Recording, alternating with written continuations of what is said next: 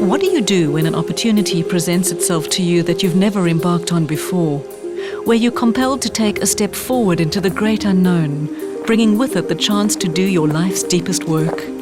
How big can you dream, especially when the dream isn't just for you? I'm about to meet Dr. Lynette Coetzee and find out how she and her team created a miracle on wheels. If you can dream it, you can achieve it. Because in your dreams, you actually visualize what you want to do. What is so difficult? Just to put action to it. This is the story of Lynette's journey into a totally new world, one that she'd never imagined she'd find herself in. The creation of the Pelo Paper Train, the world's first and most respected primary healthcare hospital on wheels. Travelling across South Africa and improving the lives of almost 3 million people since 1994. Lynette has headed up this Transnet endeavour from the very beginning, and this is her story. Yes, the communication between the two trains has been good, between them.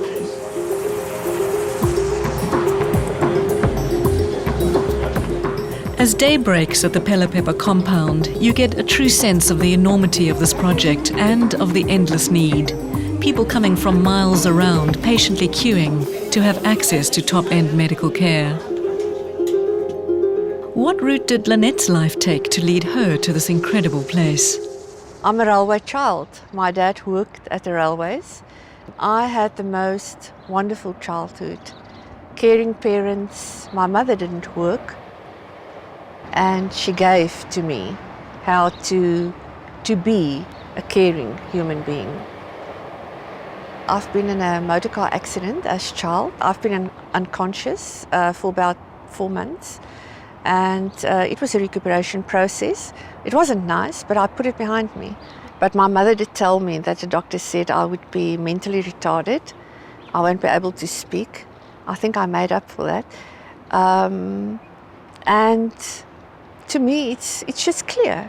God cured me, and because He wanted me to do something. And it taught me a few lessons. I'm tough as nails, yeah. I just love books because obviously looking a bit different after the accident. The other little children, maybe they were a bit scared or maybe a bit ashamed, I won't know. And the books became my friends, and they even are today. I started working at 16. It was then spoorweg or railways as a data capturer. Not the most fascinating of jobs. I wanted to be an air hostess, but they said you had to be 20 and I was only 16. I've been in this wonderful position of data capturer for a year, and then I moved to the library, and just the environment, it was so beautiful. The books, you smell it, and it was me and the books. I decided to start studying, and it wasn't difficult. I mean, I'm very systematic. I studied every evening, Monday to Friday. I had a schedule, and as I am today, very ordered. As I worked in the library, I started as a junior, and eventually when I left, I was the chief librarian. And something happened that changed the course of your life. It was in 1990, and our managing director at that time said to me they're going to start a CSI division in Transnet, and he wants me to move there. And to me it was just 3 letters, CSI. It was quite funny when I look back. I had this beautiful office, wooden furniture, old books, a lovely environment. I built the library from nothing to I really think a very good place. And so I thought, why not? So you took a leap of faith and you leapt openly into this whole new environment. Little did you know then that this would be such a huge thing in your life. I don't know if it was a leap of faith, but I leapt for sure.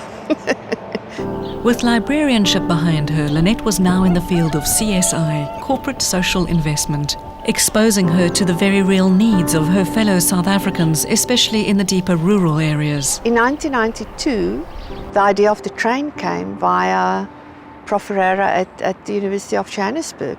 They wanted 3 coaches, And 2 o'clock the morning, they phoned me and said, you better come because there's thousands of people needing spectacles.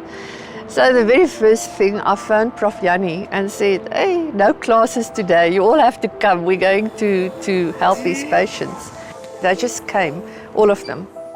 The eye clinic did incredible work providing spectacles and restoring vision to patients who hadn't seen for years.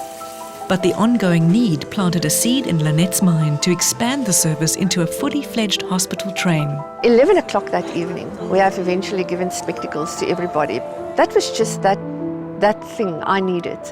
Dr. Moorman himself visited that evening and he said, and I took the chance or the opportunity and say, but if we build a train and we go into communities, what can we do? And he laughed. He had this very, very charismatic smile.